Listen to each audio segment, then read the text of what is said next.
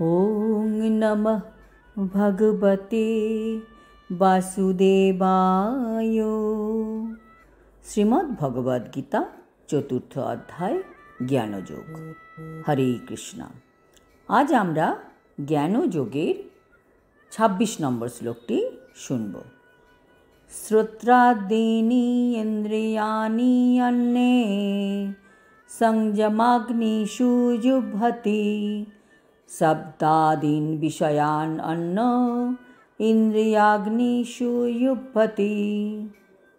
অনুবাদ: কেউ কেউ মানে শুদ্ধ ব্রহ্মচারী যারা, তারা মনঃসংযম রূপ অগ্নিতে শ্রবণ আদি ইন্দ্রিয়গুলিকে আহুতি দেন।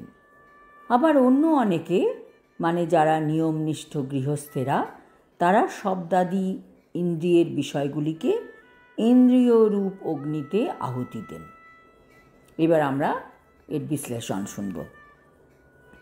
এই শ্লোকে শুদ্ধ ব্রহ্মচারী যারা আর নিয়মনিষ্ঠ গৃহস্থরা, তারা কিভাবে স্যাক্রিফাইস করে থাকে বা যজ্ঞ করে, সেই সম্বন্ধে আমরা জানতে পারব।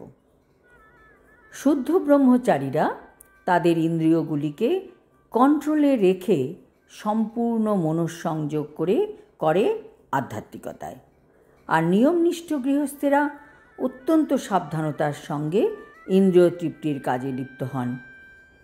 এই মানব জীবনের 4টি যে আশ্রম আছে, ব্রহ্মচর্য, গার্হস্থ, বানপ্রস্থ ও সন্ন্যাস, এই সব আশ্রমের সদস্যদের উদ্দেশ্যই হচ্ছে পূর্ণ যোগী বা অধ্যাত্মবাদী হওয়া।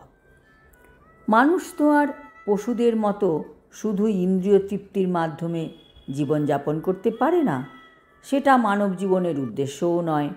মানব জীবনের এই 4টি আশ্রমকে এমনভাবে গঠন করা হয়েছে যাতে মানুষ তার পারমার্থিক জীবনে পূর্ণতা লাভ করতে পারে। ব্রহ্মচর্য আশ্রমে ব্রহ্মচারীরা সদ্গুরুর তত্ত্বাবধানে থেকে ইন্দ্রিয় দমন করে মনঃসংযোগ করেন। তারা শুধু কৃষ্ণ ভাবনা সম্বন্ধীয় শব্দই শ্রবণ করেন। জ্ঞান আহরণ করবার প্রধান উপায় হচ্ছে শ্রবণ।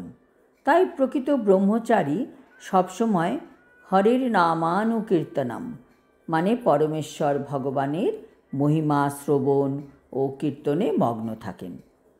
তিনি কখনো লৌকিক আলোচনা বা গ্রাম্য কথা এসব শ্রবণ করেন না। তাই ব্রহ্মচারী সব সময় ভগবানের দিব্য নাম শ্রবণ ও কীর্তন করেন।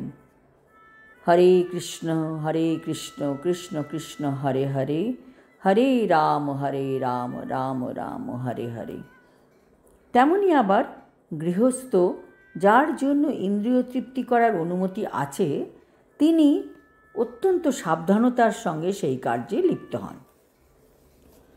আমরা দেখতে পাই মানুষ ইন্দ্রিয় তৃপ্তির সুযোগ পায় বলে অনেক সময় সব কিছুই ভোগ করার লিপ্সা বৃদ্ধি পেতে থাকে ক্রমাগত। কিন্তু তাদের মধ্যেও যারা সংযমী গৃহস্থ, তারা কখনোই কোনো কিছু অনিয়ন্ত্রিতভাবে করেন না। তাই প্রত্যেকটি সভ্য সমাজেই ধর্মীয় জীবনের ভিত্তিতে বিবাহের প্রচলন দেখা যায়, কারণ সেটি সংযত যৌন জীবনযাপনের উপায়। এই ধরনের সংযত আসক্তিরহিত কামও এক প্রকারের যজ্ঞ করারই মতো, কারণ তার মাধ্যমে সংযমী গৃহস্থ তার বিষয়ভোগের প্রবৃত্তিকে পারমার্থিক জীবনের মহৎ উদ্দেশ্যের কাছে উৎসর্গ করেন। আজ এখানেই শেষ করছি। আগামী শ্লোকেও আমরা জানতে পারব আরও কীভাবে সংযম করার ফলে আধ্যাত্মিক পথে এগোনো যাবে। হরি ওম তৎসৎ। হরে কৃষ্ণ।